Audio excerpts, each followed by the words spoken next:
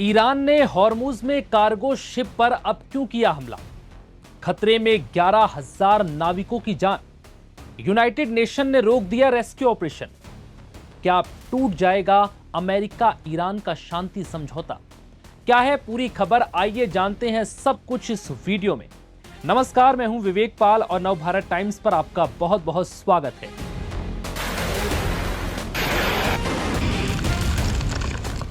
17 जून को अमेरिका से शांति समझौते के बाद ईरान ने एक बार फिर हॉर्मुज में कार्गो शिप पर ड्रोन अटैक कर हालात को बिगाड़ दिया है, जिसके बाद हॉर्मुज को पार करने जा रहे कई जहाज वापस लौट गए।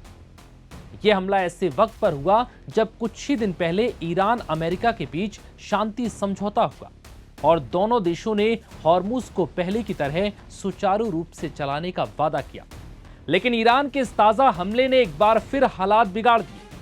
ओमान तट के पास कार्गो शिप पर हुए हमले के बाद संयुक्त राष्ट्र की समुद्री एजेंसी IMO यानी इंटरनेशनल मैरीटाइम ऑर्गेनाइजेशन ने यहां रेस्क्यू अभियान को रोक दिया है, जिसके बाद अब 11,000 नाविकों की जान खतरे में आ गई है, जो अब भी फारस की खाड़ी में फंसे जहाजों पर मौजूद हैं।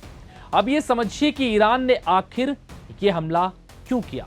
दरअसल इस शांति समझौते के बाद ईरान ने ये चेतावनी जारी की थी कि उसकी परमिशन के बिना कोई भी जहाज संयुक्त राष्ट्र और ओमान द्वारा तैयार किए गए नए समुद्री मार्ग का इस्तेमाल ना करे।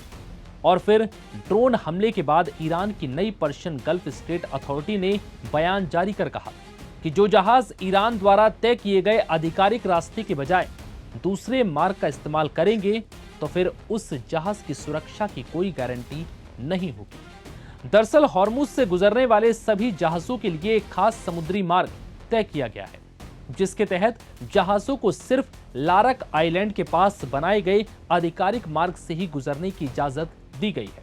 अगर कोई जहाज इस रूट के अलावा किसी और रूट से जहाजों को गुजारने की कोशिश भी करता है तो उस पर हमला किया जाएगा और इससे होने वाले नुकसान की पूरी जिम्मेदारी जहाज के मालिक और कप्तान की होगी। और इस जहाज ने कुछ यही गलती की, जिसके बाद ईरानी सेना ने जहाज पर हमला कर दिया।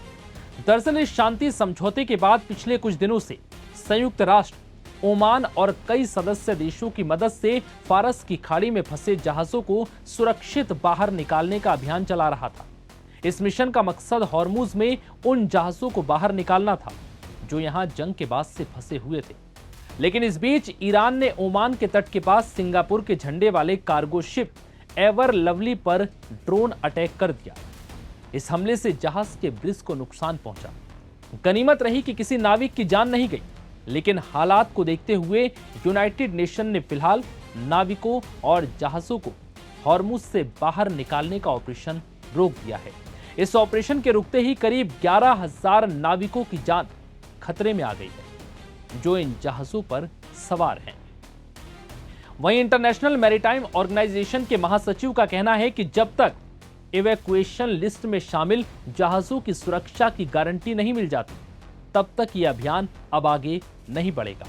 हालांकि यहां जिस जहाज पर हमला हुआ वो UN के रेस्क्यू ऑपरेशन का हिस्सा नहीं था, लेकिन ईरान के इस हमले में यह डर पैदा हो गया कि यहां जहाज फिलहाल सुरक्षित बिल्कुल नहीं है। रिपोर्ट्स के मुताबिक यहां 20,000 से ज्यादा नाविक अलग अलग जहाजों पर फंसे हुए हैं और इनमें से ही 11,000 नाविकों के रेस्क्यू का ऑपरेशन शुरू किया गया था। लेकिन अब रेस्क्यू ऑपरेशन रुकने के बाद इन नाविकों की जान पर बड़ा संकट खड़ा हो गया है। अब सवाल यही उठ रहा है कि तो फिर ये नाविक अब कब हॉर्मुज स्ट्रेट को पार कर पाएंगे। इस बीच यूनाइटेड नेशन ने जहाजों के लिए अलर्ट जारी किया है और कहा है कि अब बिना किसी इजाजत के किसी भी तरह की आवाजाही ना करें। IMO ने यह चेतावनी जारी की कि निर्धारित सुरक्षा प्रोटोकॉल का पालन नहीं करने पर गंभीर खतरा पैदा हो सकता है। फिलहाल इस वीडियो में इतना ही। इजाजत दीजिए। नमस्कार।